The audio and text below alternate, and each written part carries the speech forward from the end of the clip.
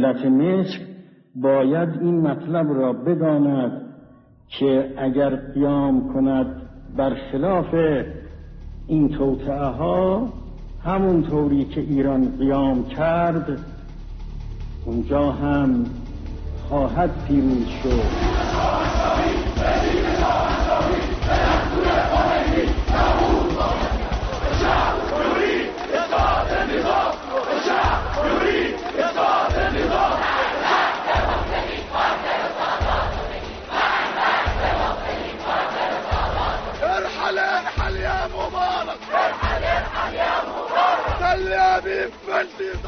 امروز مردم توی صحنه در مصر، در تونس و در بعضی از نقاط دیگر. این باید هدایت بشود. دشمنان سعی میکنن این حرکت رو غیر اسلامی نشان بدن.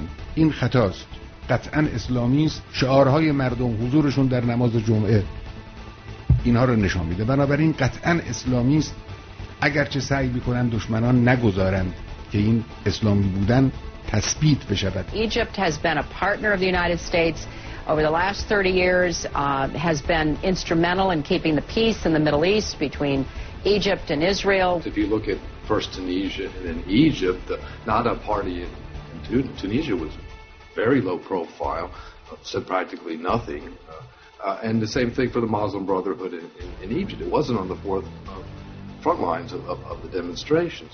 The Arab revolutions in Tunisia, in Egypt, and in Libya have not been Islamist at all, and they don't have any Islamist nature.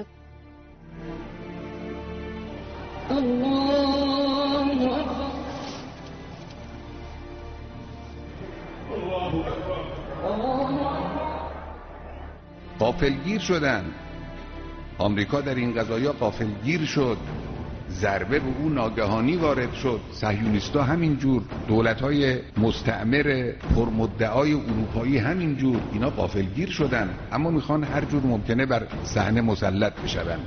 چون تحلیل درستی از حوادث نداشتن، مردم رو نمیشناختن، مواضع متناقضی گرفتن.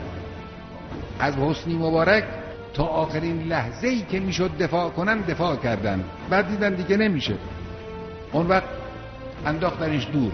این تناقض در خواست اونها و تمایلات مردم و مشاهدات مردم روز به روز بیشتر می شود. دم از دموکراسی میزنن، دم از حقوق بشر میزنن، دم از امنیت جهانی میزنن، دم از مبارزه با تروریسم میزنن، اما باطن شریر اونها حکایت از جنگ طلبی اونها میکنه، حکایت از پایمال کردن حقوق ملت ها میکنه، حکایت از میل وافر و اشتهای سیری ناپذیر اونها بر منابع انرژی جهانی میکنه.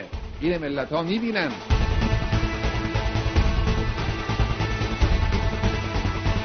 ان نهضة الشعوب هي في الواقع حرب بین الاراده. جنگ اراده هاست. اراده الشعب و اراده اعداء. جنگ عزم های راسخه. هر که عزمش بیشتر بود او برنده است. و اکثر تحملا للصعاب فهو منتصر حتما.